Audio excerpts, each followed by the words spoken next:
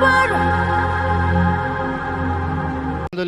नहमदुहु व नस्तईनुहु व नस्तगफिरुहु व नुमिनु बिही व नतवक्कलु अलैहि व नऊज़ु बिल्लाहि मिन शुरूरि अनफुसिना व मिन सय्यिआति अअमालिना मन यहदिहिल्लाहु फला मुदिल्ल लहु व मन युद्लिलहु फला हादिय लहु व नशहदु अन ला इलाहा इल्लल्लाहु वहदहु ला शरीका लहु वनशहदु अन्न सय्यिदना व नबिय्यना व हबीबना व करीमना व मौलाना मुहम्मदन अब्दुहु व रसूलुहु सल्लल्लाहु तबारक व तआला अला खैरि खल्क़िही व अर्शिही अजमईन अम्मा बाद फ़अऊज़ु बिल्लाहि मिनश शैतानिर रजीम बिस्मिल्लाहिर रहमानिर रहीम क़ुल हल यस्तविल्लज़ीना यअलमून वल्लज़ीना ला यअलमून इन्नमा यतज़क्करु उलुल अलबाब व क़ाल तआला इक़रा बिस्मि रब्बिकल्लज़ी ख़लक़ व क़ाल अन्नबिय्यु सल्लल्लाहु अलैहि वसल्लम ख़ैरुकुम मन तअल्लमल क़ुरआन व अल्लमह औ कमा क़ाल अलैहि सलातु वस्सलाम। स्टेज पर मेरे सीनियर उलमा इकराम, इन हजरात की दिल की रोशनियों के ज़रिए से मैं यहाँ कुर्सी पर फाइज हूँ। इन उलमा और आप हजरात के सामने मेरी मिसाल इस अंदाज की है कि समंदर के अंदर आप नज़र मारेंगे तो समंदर के ऊपर जितना भी कूड़ा कचरा गंदगी वो सब ऊपर रहता है और हीरे और जवाहरात सब नीचे रहते हैं। तो उस गंदगी और कचरे की मिसाल मेरी है और हीरे और जवाहरात ये उलमा और आप हजरात की है।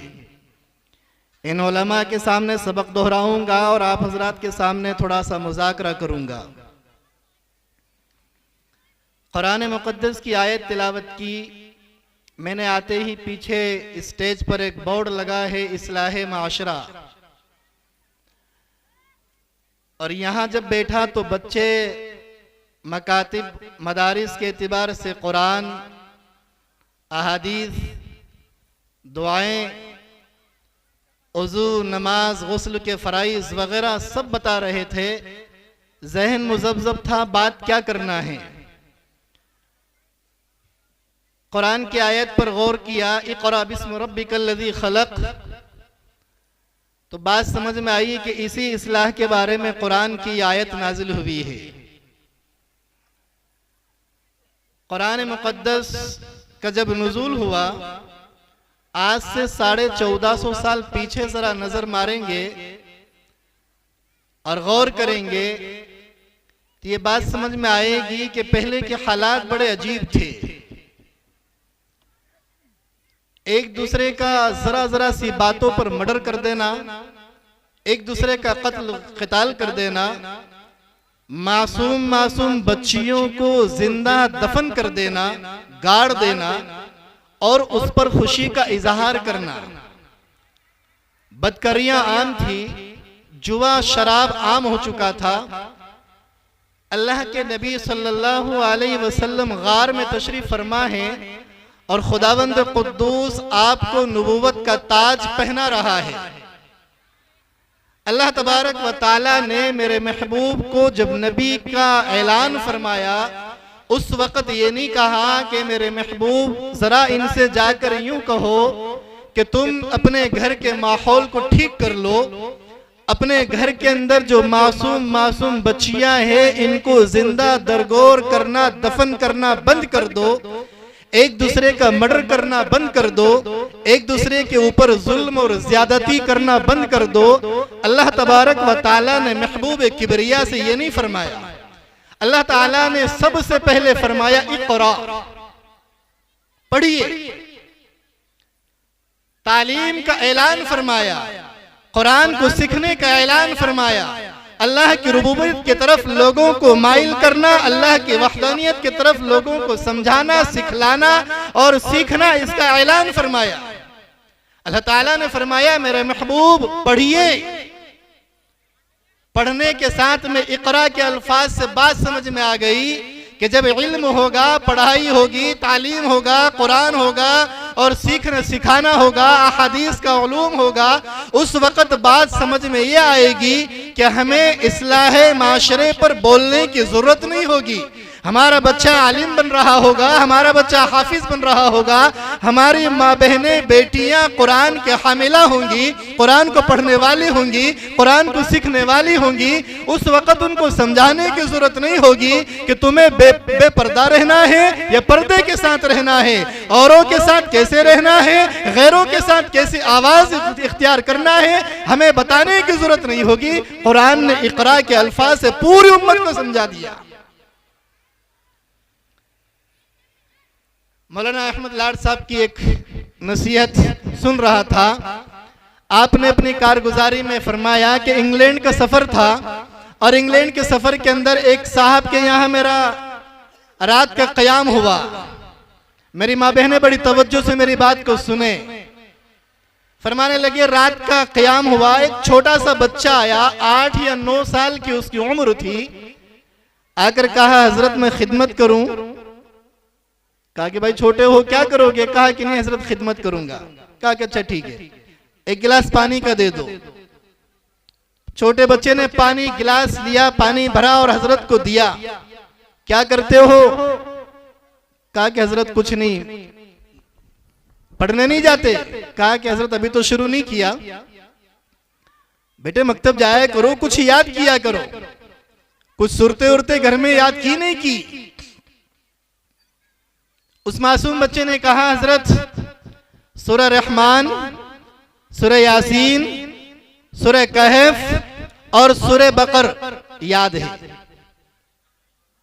8-9 साल का बच्चा मकतब नहीं जा रहा है, मदारिस में नहीं पहुंचा है, उलमा के पास नहीं बैठा है, इनके पास अभी बस्ता लेकर नहीं गया है, इनके पास दोजानू नहीं पहुंचा है, किसी मौलवी ने किसी बच्चे का कान नहीं पकड़ा है, किसी बच्चे ने उसको हाथ तक नहीं लगाया है, उसको दर्स नहीं दिया है। वो मासूम बच्चा हजरत मौलाना अहमद लाड साहब दामत बरकातुहुल आलिया से यूं कहता है कि हजरत ये सूरतें मुझे हिफ्ज़ याद है। कैसे याद है? कैसे याद है? अच्छा सुनाओ। हजरत लेटे हुए हैं, बच्चे ने पढ़ना शुरू किया सूरह कहफ। जैसे ही पढ़ना शुरू किया हजरत खुद फरमाते हैं मैं उसके कुरान को सुनकर बैठ गया। कसमी अल्फाज कहे हजरत अहमद लाड साहब दामत बरकातुहुल आलिया ने फरमाया कि वो बच्चा अब कुरान इस तरीके से पढ़ रहा था गोया मक्कतुल मुकर्रमा का इमाम हरमैन कुरान पढ़ रहा है। मैंने उसको करीब बुलाया, बेटे ये कहां सीखा? कहा कि हजरत मेरी माँ इन सूरतों की हाफिज है और रोज मुझे घर में ये कुरान सुनाती है और ये सूरतें याद कराती हैं। वो हरम के कुरान का याद करने वाली औरतें आज भी मौजूद हैं। हमारे घर कुरान से खाली हैं। हमने घर में रस्म रिवाज को डाल रखा है, हमने कुरान से दूरी इख्तियार कर रखी है, हमने अपने आप को हदीस से दूरी इख्तियार कर रखी है, हमने उलमा की फरिश्तों को अपनी जिंदगियों से दूर कर रखा है। उलमा के पास बिठाने से, उलमा की सोहबतों से, उलमा की गुफ्तगू से, उलमा के पास जाने से अपने आप को कटवा रखा है।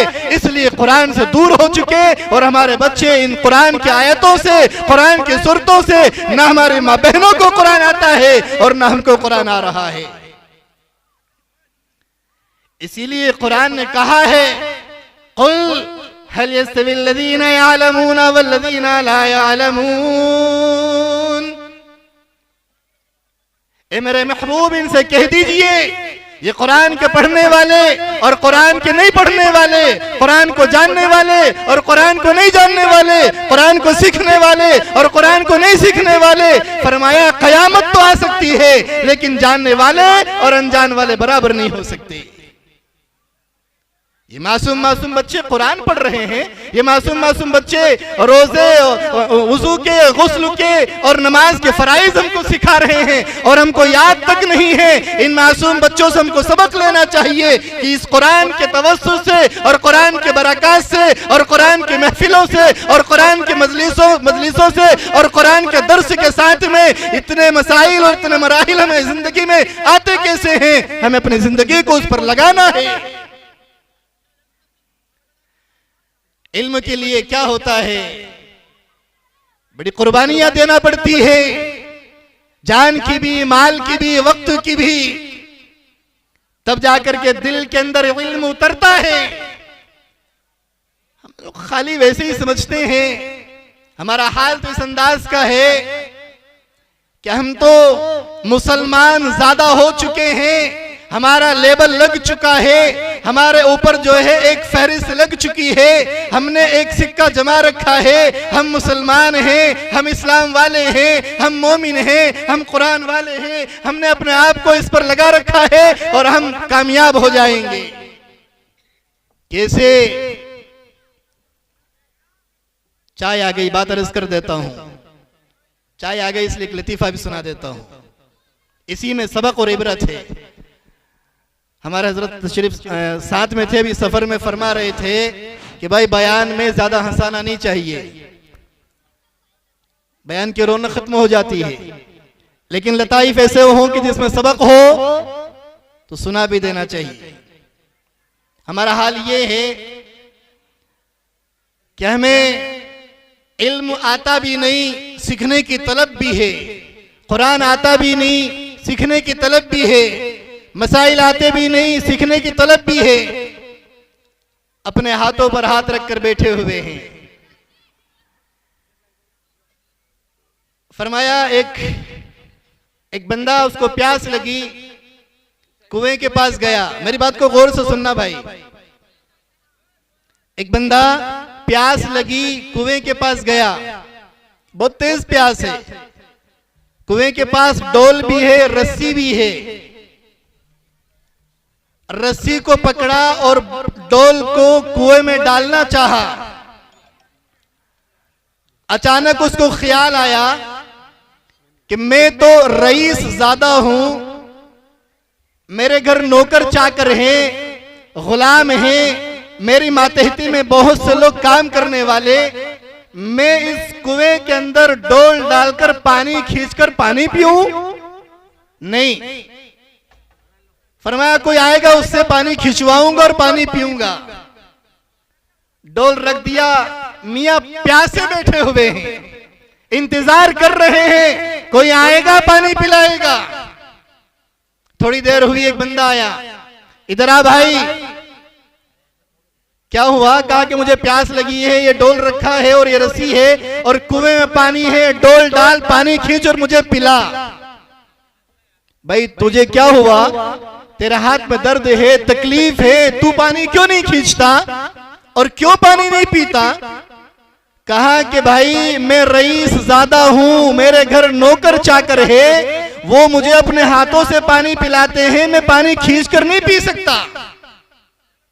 कहा कि अच्छा ऐसा है? बोले हाँ। तो कहा कि तू रईस ज्यादा है तो मैं शहजादा हूं, मैं भी पानी नहीं खींचता, मेरे भी घर में नौकर चाकर काम करने वाले मुलाजिम हैं, बहुत सारे लोग मुझे आकर पानी पिलाते हैं, मैं शहजादा हूं, मैं तुझे पानी खींचकर पिलाऊंगा, प्यास मुझे भी लगी है, कोई आएगा दूसरा तीसरा वो आके पिलाएगा। दोनों बैठ गए, तीसरा आया, इधर आ भाई पानी पिलाओ। भाई तुम दोनों क्यों बैठे हो? हाथ काम नहीं कर रहे, हाथ में दर्द है, तकलीफ है, क्या वजह है? कहा कि ये रईस ज्यादा और ये मैं शहजादा, हमारे घरों में नौकर चाकर है, काम करने वाले, हम पानी नहीं पीते अपने हाथों से, हमको पानी पिलाया जाता है। ऐसा है? बोले हाँ। तो तुम रईस ज्यादा हो, ये शहजादे हैं। फरमाया मैं नवाब ज्यादा हूं, मुझे भी प्यास लगी है, पानी मेरे घर भी बहुत सारे लोग पिलाने वाले हैं। बैठ गए तीनों। चौथा आया और आने के बाद उसको बुलाया कि भाई इधर आ, जरा पानी पिला दे। क्या हुआ? पानी क्यों नहीं पी रहे हो तुम लोग? कहा कि ये रईसजादा, ये शहजादा और ये नवाबजादा, हमारे घरों में बहुत सारे मुलाजिम हैं, काम करने वाले, नौकर चाकर, खिदमत करने वाले, और वो हमको हमारे हुक्म पर एक के बजाय 10 गिलास पेश करने वाले, हम अपने हाथों से रस्सी को खींचकर पानी पिएंगे? ऐसा है? बोले हाँ। कहा कि ठीक है। उसने डोल उठाया, रस्सी ली, कुएं में डाला, पानी खींचा और खुद ने बहुत सारा पानी, जितना भी पीना था सब पिया, और पीने के बाद में डोल भी और रस्सी भी कुएं में डाल दी। भाई क्या हुआ? ऐसा क्यों करा? कहा कि ये रईसजादा, ये नवाबजादा, ये शहजादा तो मैं हरामजादा हूं। हमारी मिसाल यही है। हमने अपने आप को मुसलमान ज्यादा बना रखा है, कुरान से दूरी कर रखी है, इल्म से दूरी कर रखी है, और तालीमात से अपने औलादों को, अपनी बच्चियों को, अपने बेटों को, अपनी जिंदगियों को कोसों दूर कर रखा है, और अपने आप के ऊपर लेबल लगा रखा है कि हम मुसलमान ज्यादा हैं। सबसे ज्यादा अगर हमने मुसलमान ज्यादा का लेबल लगा रखा है, ये पूरी की पूरी दुनिया ने हमारे ऊपर हमला किया और हमारे ऊपर हावी हुई और कहा कि अगर तुम मुसलमान ज्यादा बन करके रहोगे, तुमने ज्यादा इख्तियार कर रखी है, तो हम तुम्हारे ऊपर हराम ज्यादा बन करके अपनी जिंदगी को गुजारना शुरू कर देंगे।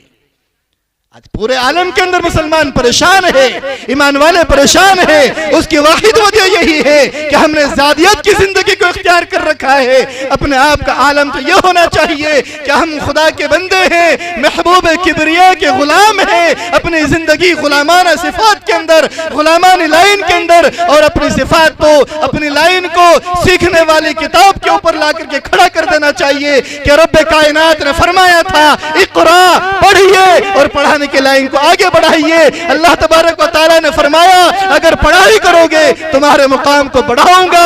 महबूब किबरिया की जुबान से कहलवाया, कुल हल यस्तविल्लज़ीना यअलमून वल्लज़ीना ला यअलमून, जरा इनसे कह दो तुम्हारा मुकाम और तुम्हारा मुर्तबा और तुम्हारा दर्जा इन जाहिलों से कई गुना बढ़ा हुआ है, जो कुरान को सीख रहा है, कुरान पर वक्त लगा रहा है, कुरान के लिए अपने आप को खारिज कर रहा है। फरमाया वो आला और इल्लियीन में है,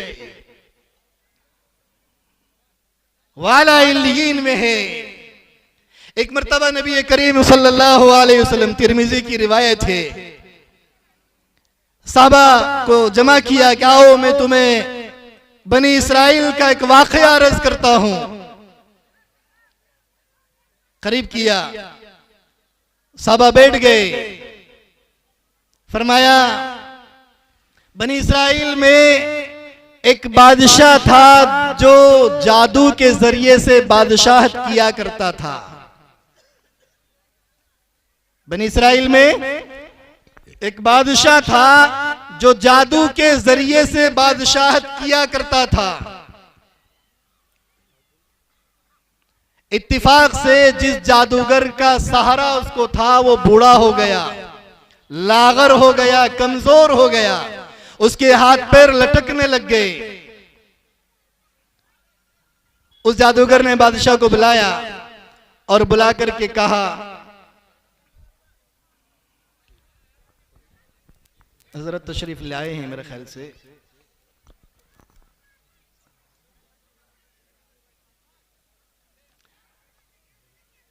मैं अपनी बात को इसी पर ख़त्म करूंगा इंशाअल्लाह। हमारे दरमियान में जिस शख्सियत को सुनने के लिए हम सब बेताब, बेकरार, बेचैन हैं, शेख अरब वल अजम हज़रत मौलाना शेख ज़करिया साहब रहमतुल्लाह अलैह के नवासे ख़ास और हज़रत मौलाना शेख आकिल साहब दामत बरकातुहुल आलिया, जो इस वक्त में मज़ाहिरुल उलूम सहारनपुर में शेखुल हदीस है, आपके लाडले बेटे हज़रत मौलाना कारी मोहम्मद आसिम साहब तशरीफ ले आए हैं।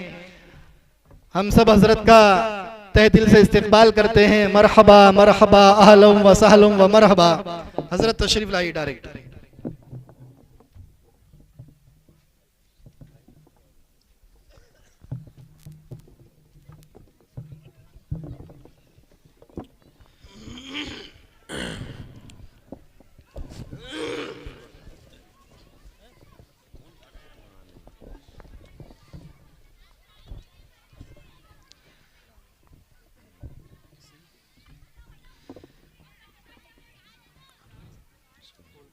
मोहतरम हजरात, जैसा कि अभी हमारे मौलाना मकबूल साहब ने बताया, हजरत हमारे दरमियान तशरीफ़ भी ला चुके हैं। इनका क्या मकाम व मर्तबा है और जिनके लिए हम आए हैं उनका दीदार भी हमने कर लिया है। अब हमें जमकर बैठना है।